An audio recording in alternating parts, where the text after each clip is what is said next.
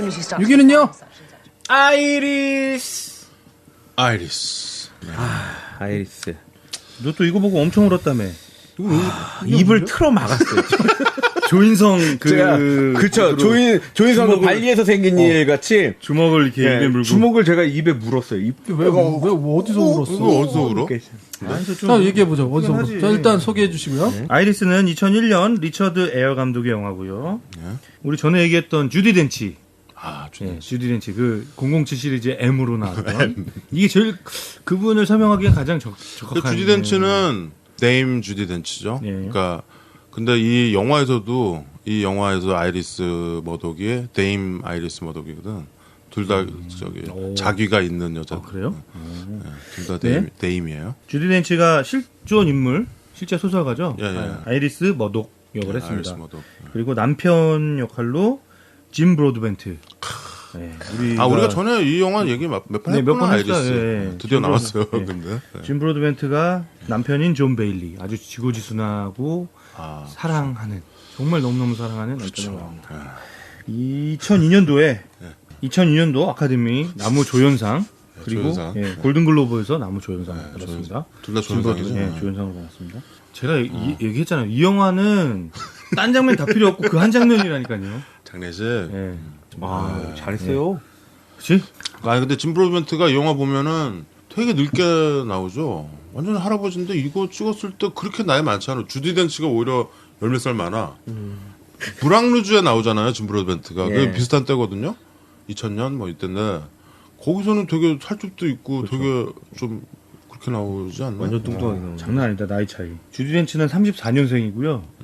짐 브로드벤트는 49년생이고. 그러니까 둘이 16살 정도 차이 나는데 훨씬 나이 들어 보이죠. 근데 짐 브로드벤트가 거의 70대처럼 연기하더라고요. 그렇죠. 거기 왜 그 브리짓 존스 다이어리에서 브리짓 존스 일기에서 아버지 역하잖아. 근데 이렇게까지 늙어 보이진 않는데 이것 때문에 일부러 분장의 힘이 분장인가? 네, 알겠고요. 네. 네. 그리고 젊었을 때의 아이리스 머독 역은 케이트 윈슬렛이었어요. 네, 케이트 윈슬렛. 네. 네. 젊을 때 존 베일리 역은 누가 했나요? 찾아봐야 돼요. 안 써봤니? 안 썼어요. 난 그 사람 역도 좋던데. 너무 잘했어. 잘했죠. 닮았잖아, 짐 닮았죠. 브로드벤트랑. 엄청 닮았죠. 난 짐 브로드벤트인 줄 알았어.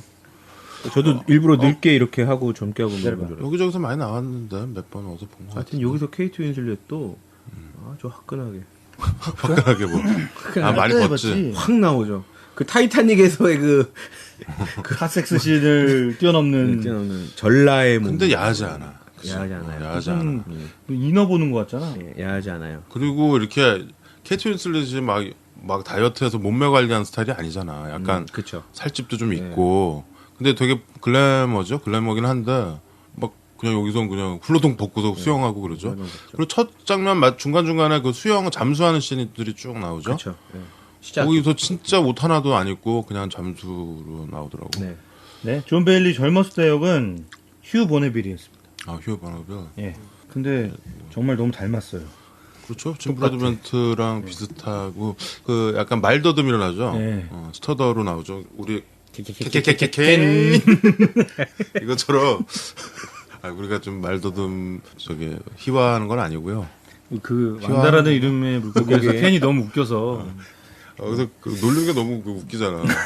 케빈 클라인이 케케케케케. 아무튼 이 부부의 얘기입니다. 이 부부의 얘기고 주디 덴치가 굉장히 뛰어난 지성이고 이 시대 최고의 여성 지성이고 예 그리고 그 남편이 문학 교수고 되게 똑똑한 사람이고 이 둘이가 옥스포드에서 만난 거야. 옥스포드 대학에서 정말 똑똑한 친구들인데 이 남자가 아이리스한테 아내를 흠모하고 흠모란 말이 딱 맞겠나? 흠모하고 아주 존경하죠. 남편이 아내의 재능과 아내의 그 반짝거리는 매력에 그런 말 있잖아. 극복하지 못하면 사랑하라. 그거를 실천한 사람 같아. 여기서 케이트 윈슬렛도 연기를 굉장히 잘했어요. 굉장히 잘했는데 그러니까 주디 덴치의 연기를 딱 세팅을 해놓고 거기에 맞춘 것 같아요. 그렇죠? 네, 그래서 주디 덴치는 그냥 주디 덴치 같은데 케이트 윈슬렛이 주디 덴치처럼 연기를 하더라고요. 보였다. 참 잘하고. 난 사실 케이트 윈슬렛 타이타닉에서 이제 나왔을 때 그렇게 뭐 예뻐? 좀 별론데? 뭐 이랬었는데 아이리스를 보고 이게 이 여자가 엄청 연기를 잘하는 배우구나. 그러다가 데이빗 게일의 인생이라는 영화 있어요. 케빈 스페이시 나오는 거. 그거 보고서 거기도 나와요? 응, 거기서 이제 나오는데 거기서 그러다가 결정적으로 케이트 윈슬렛을 훌륭한 연기자라고 생각하게 만드는 게 더 리더라는 더 리더. 예. 아까 책 읽어준. 예. 사실 그래서 아이리스 머독이 죽고 나서 존 베일리가 쓴 책을 토대로 해서 영화를 만들었어요. 아마 이 존 베일리는 아직도 살아 있을 걸. 여기는 어떻게 남자가 더 오래 사는데. 하여튼 여기서 이 영화에서 뛰어난 우월한 에스트로겐은 뭐 당연히 아이리스 머독이죠. 그리고 사실 이제 늙어서는 주디 덴치가 연기한 늙어서의 아이리스 머독은 꺼져가는 불빛이에요. 그러니까 알츠하이머 병에 걸리죠. 그쵸. 그래서 정말 그 언어의 마술사고 소설가고 그런데 그 말들을 까먹는 거야. 치매에 걸린 거죠. 쉽게 얘기하면 치매에 걸려서 도그를 모르죠. 가시라고. 도그를 도구를 읽어보라 그러는데 가드라고 있죠. 이렇게, 예. 그거를 지켜보는 남편의 그 안타까움과 그거를 연기를 너무 잘한 거야. 근데 이게 너무 잘했어. 또 더 가슴이 아픈 건 너무 뭐냐면 잘했어.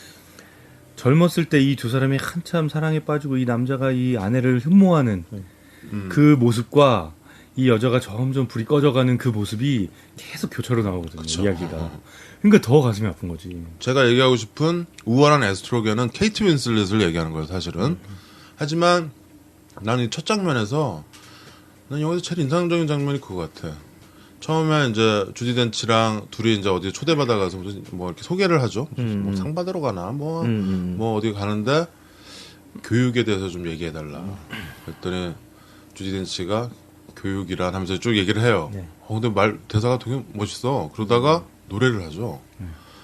근데 난 그 씬을 잊을 수가 없어. 어떤 영국식의 어떤 센스와 그 말과 그런 거, 그래서 사람들이 박수를 막 치고. 어떻게 보면 이제 이 영화에서 아이리스가 불이 꺼지기 직전인 거지. 그 다음서부터 어디 강의하다가 말이 막히고, 이 TV 그쵸. 인터뷰하다가 말이 갑자기 생각이 안 나고. 가장 아이리스다운 모습이었죠. 가장 아이리스다운 모습으로 마지막 모습이. 그리고 제일 마지막 장면에도 이렇게 강의하는 모습이 나오죠. 그걸 근데 이 아이리스 머독이라는 사람은 사실은 몰랐어요. 이 영화 보고 알았고, 버지니아 울프처럼 아까 디아워스에서 버지니아 울프처럼 유명한 저기는 아닌데, 되게 영향력이 있었던 소설가이자 철학자였다고 하더라고요. 네. 영국에서 70년대, 80년대 이럴 때. 저는 그 주디 덴치가 아이리스 머독 역을 하면서 인터뷰하고 뭐 이런 장면들 있잖아요. 되게 브릴리언트하게 막 그런 장면에서 누가 떠오르냐면 박완서 씨가 떠올랐어요. 박완서. 네. 그러니까 박완서 씨 이렇게 모습이 약간 이렇게 좀 겹치더라고요. 보면서. 약간 머리가 단발이라 그런가? 그런가? 단발머리로 계속 나서. 젊을 때도 네, 케이트 윈슬렛이 표정이나 이런 표정이나 말투나 이런 게 좀 그런 느낌이 있었고요. 실제로 근데 아이리스 머독이랑 존 베일리가 그 연상이에요. 6살인가 많아. 아이리스가. 그러니까 처음에 이렇게 조교하면서 이 남편이 이렇게 만나가지고 이렇게 우러러 보잖아. 너무 그 사람 쓴 소설 같은 거 이렇게 덜덜덜 떨면서 받아가지고 보고. 우리로 따지자면은 한 6살 누나인 거지. 그러니까 오히려 그렇게 평생 존경하면서 자기도 대학 교수고 문학 박사고 그럴 텐데. 그래도 남자가 보통의 경우는 누나라도 그렇지 결혼하고 나면 여자지. 누난 내 여자니까 이렇게 되거든요. 그렇지. 그리고 그냥 이름 네? 부르고 누난 내 그렇지. 여자니까 딱 하고 나면 이제 그때부터는 남자 역할을 하려고 하는데 이 영화에서 저는 조금 불만이 있었다면 너무 이 남자의 그 캐릭터를 너무 이렇게 좀 찌질하게 만든 거 아닌가. 예. 뭐 실제로 어떤지 모르겠지만 그 실제로 이렇게 고증하는 과정에서 뭐 그런 게 있었을지도 모르겠어요. 그건 모르겠어요. 근데 아니 근데 물론 나는 그 존 베일리가 썼다는 예. 그 엘레지 포 아이리스라는 책이에요. 그러니까 회고록 같은 걸 만든 건데 그걸 읽어보지는 않았어요. 하지만 이 사람이 문학 박사고 옥스포드인데 그냥 평범한 남자 글쟁이였겠니?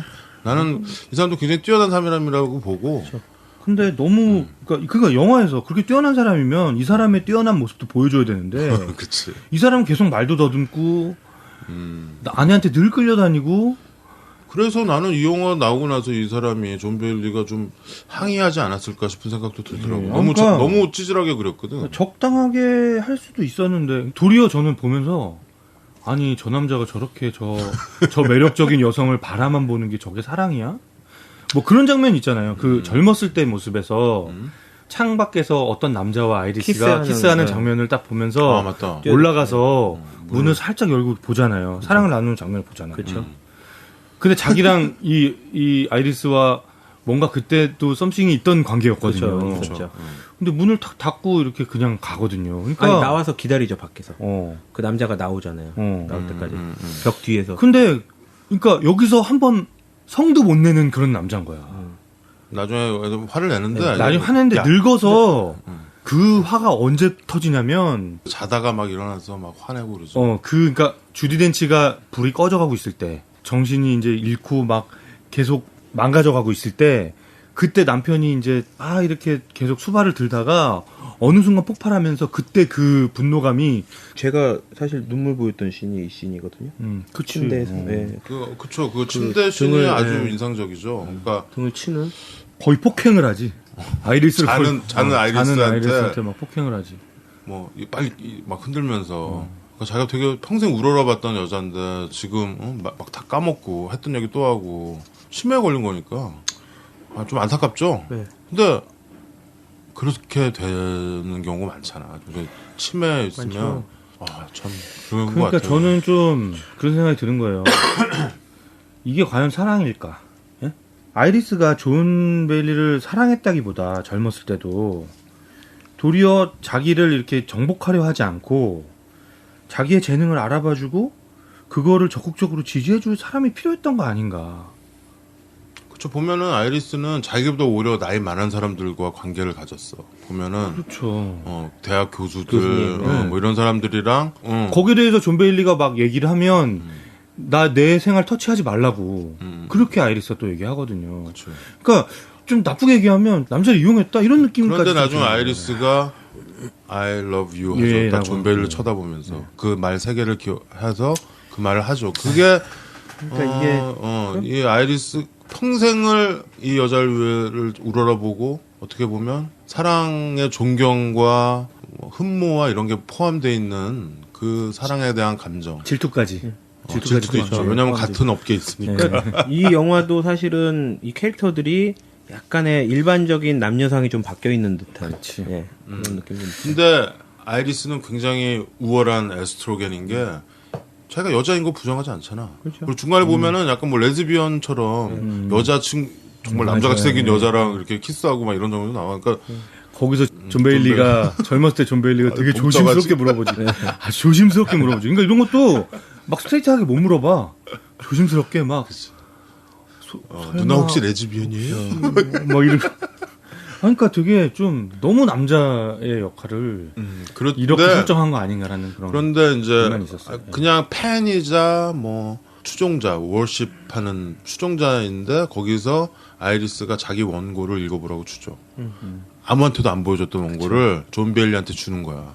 말더듬이 못난 남자 대머리 존 베일리한테 그걸 주면서 이거 읽어보라고. 거기서 둘의 이제 일방적이던 게 상호에 대한 감정으로 바뀌면서 이제 둘이 결혼까지 한 거겠죠.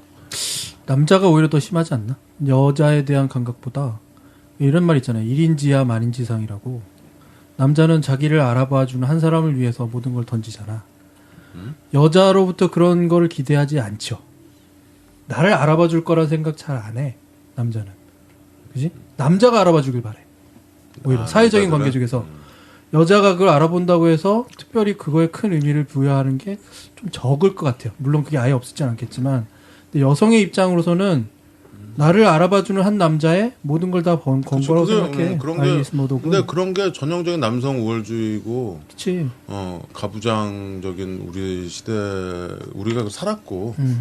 그러면 나는 이 아이리스나 아까 그런 디아워스 이런 영화들 보면은 정말 훌륭했던 여자들이 얼마나 많았을까. 특히 대한민국 우리나라 보면은 엄청나게 투자해가지고 돈 때려 받고 해가지고 축구 같은 거에서 4위 해가지고 막 난리가 나잖아. 근데 여자들 양궁 선수들 여자들 봐.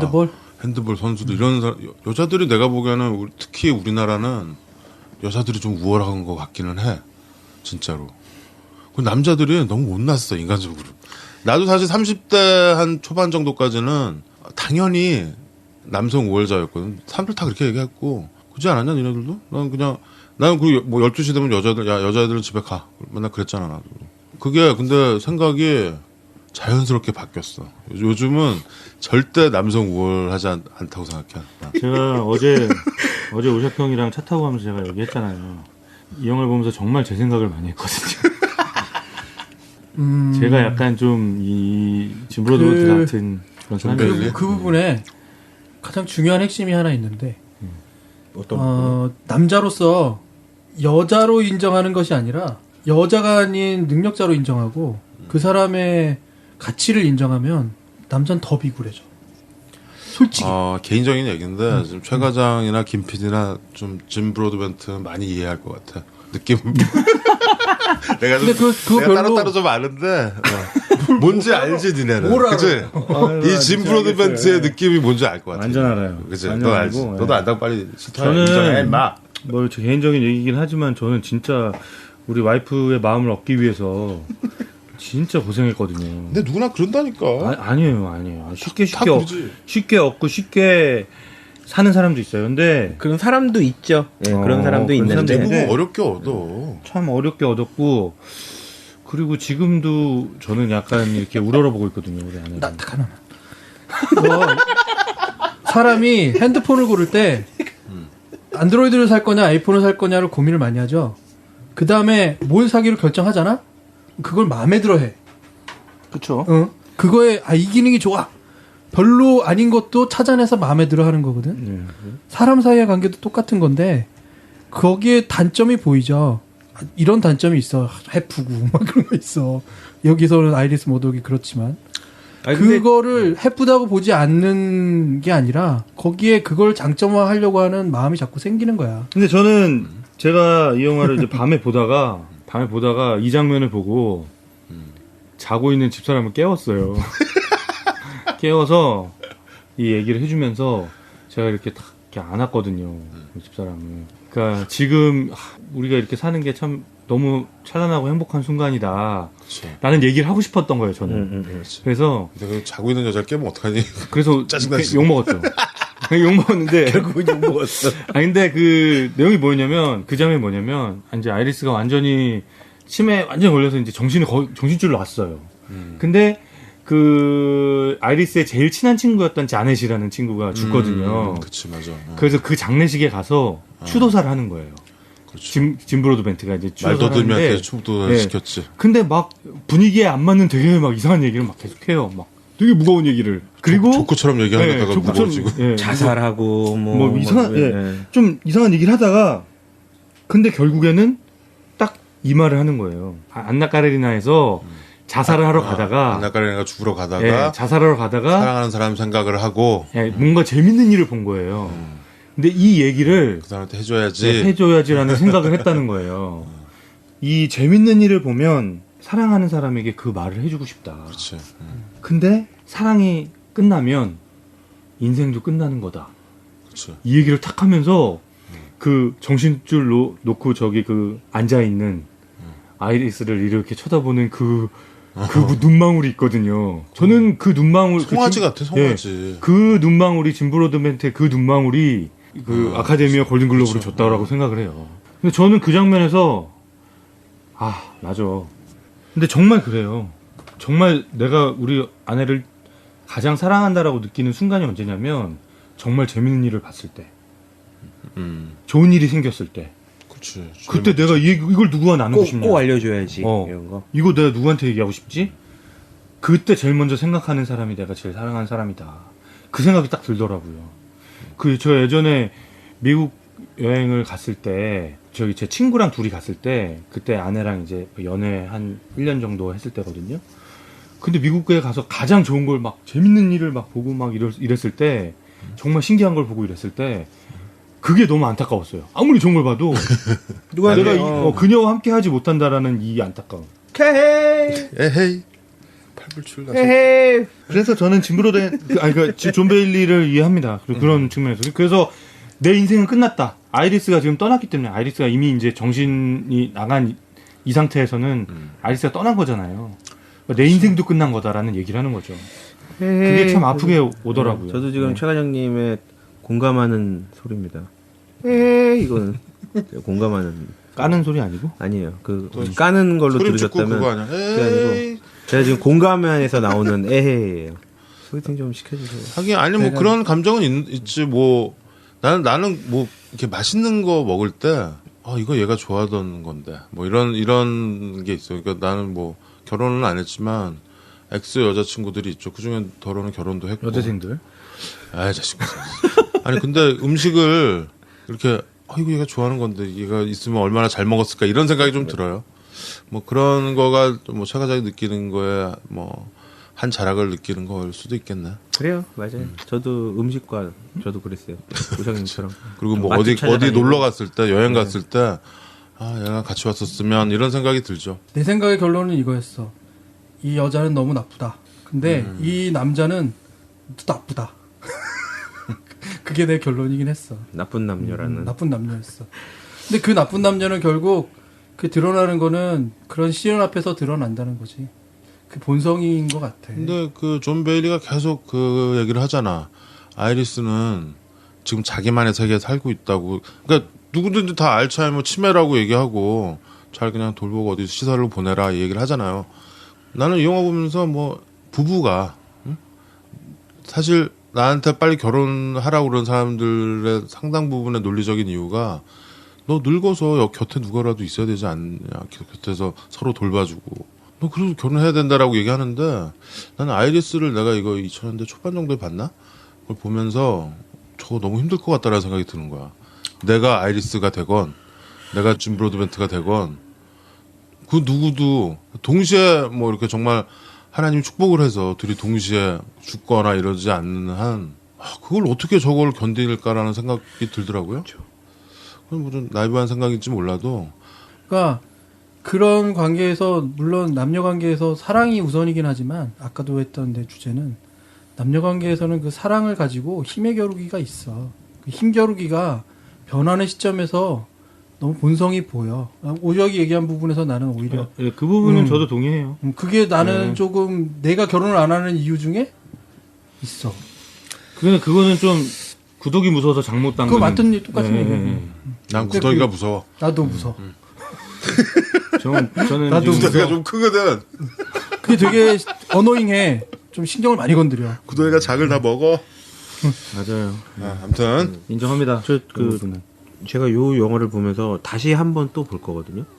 다시 한 번 더 볼 건데 아직도 약간 이해가 안 되는 게 있어요. 제 감정선에 대해서. 이 아이리스 머독이 집에 돌아와서 중간에 막 텔레토비 보다가 집에 밖으로 나가잖아요. 늙은 아이리스가. 막 근데 집에 돌아와서 자기 방 거실로 이렇게 한 거를 밟다가 발에 밟힌 이렇게 캔을 짚는 장면이 있거든요.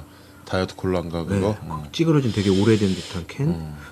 저는 근데 거기서 완전 터졌어요. 그거 왜? 근데 저는 그래서 다시 보려고 그래요. 왜냐하면 그건 정말 굴러가는 낙엽인데. 근데 왜냐하면 근데 그 장면을 그냥 늘 리는 없다라는 생각을 그게 하거든요. 뭐가 있어? 그 그러니까요. 전 장면에 그 네. 캔이 바닥에 있는 장면이 나오는데. 그래서 저는 내가 그걸 다시 한번 확인을 하려고. 왜냐하면 감독이 이렇게 굴러가는 낙엽 장면을 괜히 이건 이렇게 코멘터리 없디? 그렇게 이 영화는? 그거 없었어요. 그냥 짚을 리는 그 없고. 집이 이런 거잖아. 아이리스가 이 치매에 걸리기 시작하면서부터 집이 점점 지저분해져. 완전 개판이야. 편되죠. 그 남자는 그거를 치울 만한 능력이 없는 거야. 아이리스 케어. 근데 아이리스가 밖에 나갔다 와서 캔을 집어서 치우려고 하는 듯한 모습인 것 같아. 맞아. 나도 그거는 그 생각은 했어요. 보면서 집이 점점 아이리스가. 지저분해지는 걸 보면서 결국 남자는 안 되는구나. 그 생각을 했어요. 중간에 경찰이 이제 아이리스가 실종되고서 여경이 여자 여경이 경찰이 와서 거죠. 막 화장실 들어가서 이렇게 코를 막고 막 이러잖아. 헛구역질 같이 해요. 그러니까 완전히 집이 진짜 완전 쓰레기통이 아닌 거죠. 예. 거기에 비하면 내 작업실은 완전히 깨끗한 거야. 똑같아. 네. 아이리스는 이 영화에 약간 드라마랑 헷갈리고 또 아이리스라는 뭐 다른 뭐가 좀 많아. 좀 검색도 잘 안 되고 뭐가 많아서. 근데 아이리스라고 2001년이죠? 네. 2001년에 나온 리차드 에어의 아이리스 이 영화 무영보의 강추 영화입니다. 근데 나는 이 영화는 테스토스테론 영화로 봐요. 남자 영화지 영화 여자는 아니야. 근데 젊을 때 케이트 윈슬렛은 케이트 윈슬렛은 너무 그 지적이라서. 정말 당차고 지적이고 멋있죠. 그래서 그런데 사실 우리가 늙은 후에 지금 이 아이리스 부부 얘기를 해서 그런데 젊었을 때 케이트 윈슬렛 옷 훌러덩훌러덩 벗고 자기 마음대로 행동하고 뭐 막 강가에 막 옷 완전히 벗고 뛰어 들어가고 남자들이 다 추종하지만 네. 거들떠도 안 보고 네. 자기 하고 싶은 대로 하는. 쉽게 내 여자가 이런 여자면 진짜 속상할 것 같긴 해. 아유 짜쳐. 속상하죠. 속상하죠. 야 어떻게 다른 남자랑 침실에 있는 그 꼴을 보니? 어떻게 내가 좋아하는 여자? 절대 못 보죠. 차라리 떠나고 말지. 근데 그거를 이 존 베일리는 그걸 견뎌낸 거 아니야? 그 마지막으로 이 얘기 한마디 드리고 싶은데 여자분들이 남자를 생각할 때 남자에게 이런 모습이 있을까라고 의심할 수도 있잖아요. 남자 다 똑같아요. 남자는 다 이런 모습 있어. 다 존 베일리 같은 모습 있어. 있죠. 네, 자기에게 여신이 다가오면 그 여신을 위해서 무슨 짓을 할 게 다 남자야. 있죠. 자, 6위는 아이리스까지 들었고요. 음악 한 곡 듣고 갈게요. 막무반의 신체 공격 영화 리스트업.